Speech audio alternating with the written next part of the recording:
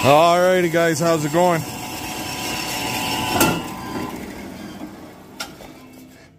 Piece number 3. What are we doing? Building, getting ready to build shit. So this is gonna be round bale feeder. These are, generally speaking, all round bale feeders are 5 feet tall. So that's 3 of my pieces. I gotta cut one more. But this time, normally I build, and I'll show it to you guys. So if you look at the steel here, you can see this one and that one are a little smaller than this and this. They're actually just a smidge smaller than those 3 pieces, but this is oil field pipe, 2 and 7 here, these 3. That one and this one is 2 and 3. 2 and 3/8. This is 2 and 7/8. 2 and 3/8. And then this stuff is Skid 40 Boilermaker pipe. And I'm going to use the Boilermaker pipe for this particular feeder. So I'm cutting my 5 foot. My feeders are all built, they're square or rectangular shaped.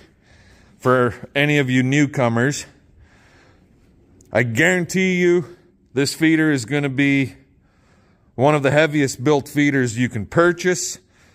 Like if you were to go and buy, and when I say that, I'm not saying it's going to be heavier built than, let's say, Straight Pipe Acres feeders, or it's going to be heavier built than Glass and Welding out west than their feeders, or whoever builds out of oil field pipe, okay? I'm not saying that. When I say it's going to be the heaviest built feeder you can buy, I'm talking big box store. So down in the States, you got your Tater, you got, even up here, there's Tater manufacturing up here. They make squeeze chutes and all kinds of stuff and round bale feeders, so on and so forth. High Hog, all of those big companies, they all use gauge material, gauge thickness material. It's not heavy duty pipe on their, generally their corral panels, their gates, their chutes, any of that stuff. It's gauge material. So like anybody like myself, Straight Pipe Acres, I'm just using those, us 2 here. Working Welding, he's another one. He does not have a YouTube channel, but he does have a welding shop and he builds shit. Any of these guys, we all basically build the same kind of thing. My feeders are square or rectangular, and I call it a round bale feeder. Sure, you could throw a square bale in it too. It doesn't fucking matter, right? But the cows don't care if the friggin' feeder is round or if it's square. So, and yeah, that's what I'm trying to say is it'll be the heaviest built feeder that you can purchase, or you can build one like this yourself if you go and pick up the steel. Either. So, and there's my lovely other half. What? I just want to do what? Get free work out of you. Get free work out of you? You don't need to be here at all. Shush. This is mine. This is yours. This is okay, it's marked. Get the fuck to work. And my steel I said in the house was 20 feet. I lied. They're 24s. Yeah. To find good help. I know. It's difficult these days, right? Anywho, and if you're wondering what the hell that is, well, that's some more doggy food for Mocha Dog, and I may start a fire and barbecue it again for her. I don't know. We'll see what happens. Cooked meat is healthier for your dog than raw meat, right? I would say so, yeah. So I should barbecue that.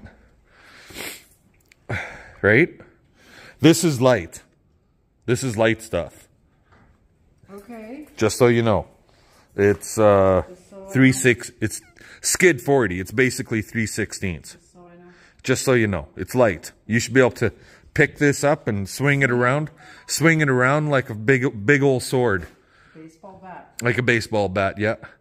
I'll just make sure that I duck, because I know how you like to hit me when you're swinging pipe around. I've got the lump on my head still from 10 years ago to prove it.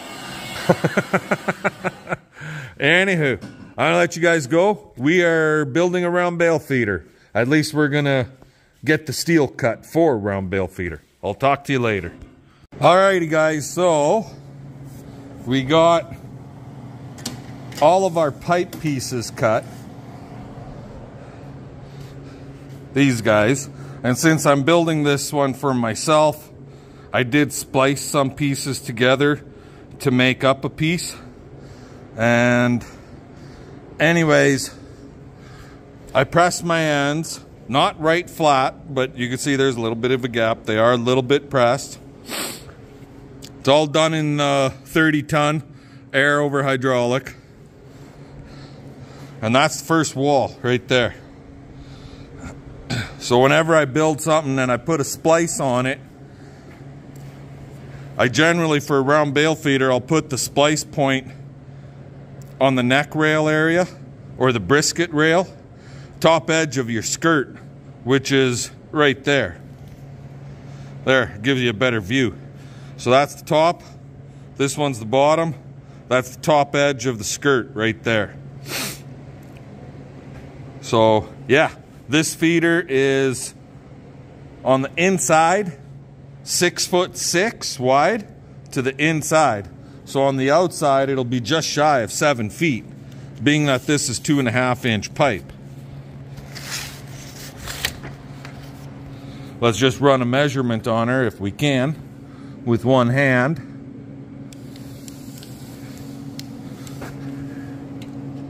An inch short of 7 to the outside. Come on, tape measure. Retract already. Damn thing. So, we still got to cut my flat bar that goes in here and there for the skirt. And we got to cut our stanchion bars or headstall spacing bars. And that, the skirt flat bar is right here. And the headstall spacing bars is 1.25" square tubing. That is actually coil pipe squashed down into a square. But that's what we got. Sometimes I'll have 1.5 inches, sometimes I'll have 1.25 inches, and that stuff is generally right around almost 3/16 thickness also. So it's relatively heavy duty. No animal is gonna break it. Not on a piece that's only roughly 3 feet long. So anywho, I'm gonna get to work here. This side is welded. I gotta cut my skirt bars and I gotta get some headstall spacing bars cut and get those welded in on this side. Then we could flip it over, stand it up, blah, blah, blah. So for the feeders, we need 12 6'6" pieces, 4 5-foot pieces, 8 flat bar, and that's just 1/8 by 2 inch. I need 8 of those because there's 2 for each corner, and it varies on how much headstall space pieces we need, because if you're building for a bull, for cows and bulls specifically, I go with a bigger headstall space. If we're building for calves specifically, then it's a smaller headstall spacing. Like the distance from one to the next one could be like from 14 inches to 16 inches to 18 inches. That's the difference that we generally do. So this one, it'll be basically 16-inch, and it'll work for cows and calves quite comfortably. Bulls, big bastards, could have trouble with it. Anyways, I'll let you go. We'll bring you back later. Well, there you go, guys and gals. So this side is all welded up. I just picked it up, turned it around, got it hanging from the old Princess's Autos cable winch. And now we got to weld this side. My head stall spaces are 16, 16, 16. So 16, 16, 16, 16. This one, it worked out to 14. So this space is actually 15 and this one is 14. And these three are 16. It's just the reason this is 15, because instead of putting my 1.25 inch bar on center, I moved it, and if you could see my line right there, I moved it over this to the one side of the line, so I had a full 14 here, but I lose basically, well, these are on center, so I'm losing roughly 3/4 of an inch on this space here, but the other ones are 16 on center. 1/2 inch, 3/4 of an inch, one way or the other ain't gonna hurt no damn cow. She's still gonna get her head in that hole. And theoretically, depending on the bulls, a lot of bulls, Angus bulls, lots of them will get their head in there. It'll be a tight fit and they'll be able to get it out. Excuse me. So I know a lot of the feeders that are bought these days, the heavy duty hay saver type feeders, they're all on 16-inch centers, generally speaking. Anywho, I'm going to shut her down for tonight. CP needs some help with some stuff, so I'm going to go give her a hand. And we got to feed a bale, and I got to feed grain, so chores need to get done. I'll let you guys go. We'll talk to y'all later. Alrighty, guys, how's she going today? Just about got her welded up. Got to get this side done. All three of those sides are all done. It's squared up. So yeah, we just, when you're building these, I think I said yesterday, 4 corner posts, 5 feet tall. Cross members on this particular feeder is 6'6" from that point, inside corner, so on and so forth. So you'll need 4 corner posts at 5 feet. You'll need 12 6'6" pieces. Our flat bars, I got to get the rest of them welded in yet. These guys right here, they are 13.5 inches. And then our stanchion bars or head stall bars are 36.75 inches. And there's 16 of those and 8 of them flat bars. So yeah, we just about got her wrapped up. Just get this side welded in, get our flat bars all welded in. I got 4, I believe, flat bars to weld in yet. Yeah, 4. And then we're done. Then it's just put the skirting in. Or in other words, close in the bottom. So she's coming together. Now how do I get all 4 sides? Well, basically you build one wall, then you build the other wall, you stand the 2 fuckers up, and I'll do a light bracing on the one that's free floating. In this case, because they're only basically just shy of 7 feet OD.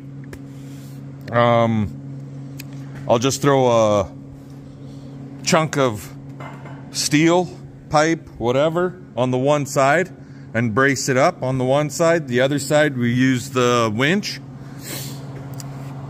Get our level, put it on, get a C-clamp or whatever, clamp it onto one side, bring your top piece in, or the bottom piece, either. I generally do the bottom first and get those tacked in good and solid, and that'll hold it. But anyway, get those in with it more or less level, and then we put the top one in, and that will suck it in snug so it is good and square tight. We'll tack it on the top edges at all 4 points, and then we square it, and then we start welding her solid.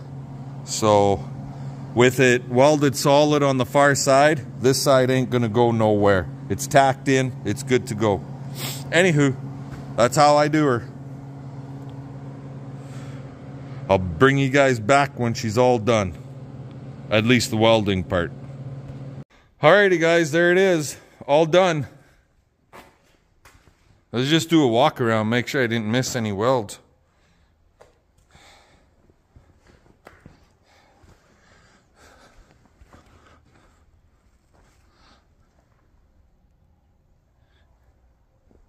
I believe we got her.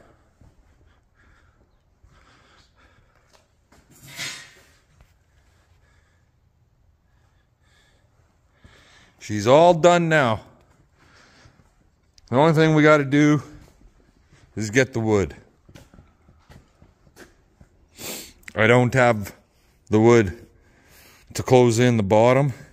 So basically it's 2, 4, 6, 8 pieces, 6'6" long of 2x6 that goes in the bottom right through there, and you just bolt them into those flat bars that I cut and drilled holes in. And that's all that's required. And then she is all done.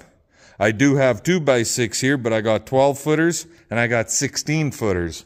Well, I'm not going to use a 16-foot 2x6 and throw basically 3 feet away. Just go and buy 4 14-footers and throw a foot away. Anywho,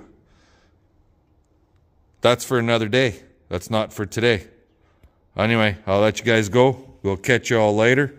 This round bale feeder is ready for action right now. And if I want to make it into a cradle feeder, that's no big deal. You just get a couple of 6'6" pipes, weld them in inside edge to inside edge, 2 of them, spaced out, one basically here, one here. Weld them in across, and then 3 bars that go from the top edge down to those pipes or whatever direction you want your V, and that's all that's required to make the cradle. So anyway, I'm gonna let you guys go. We'll catch you later.